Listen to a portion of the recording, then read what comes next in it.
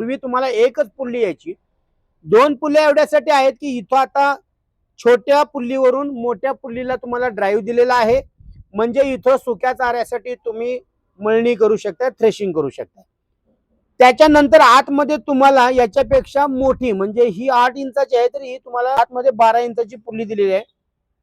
12 इंचीच्या पुल्लीवर जेव्हा बेल्ट टाकताय तेव्हा याचे आरपीएम वाढतात. म्हणजे इथं तुम्हाला ओल्या पद्धतीचा जो काय तुम्हाला पिकाचा विषय आहे, ज्याच्यामध्ये ओलं सोयाबीन असेल, उडीद असेल, भुईमुंग असेल किंवा कोणतेही ओलं पीक असेल, मका असेल, तर याच्यामध्ये आरपीएम तुम्हाला वाढवले जातात. त्यामुळे हा बेल्ट तुम्हाला काढून तुम्हाला या पुल्लीवरती बेल्ट टाकता येतो.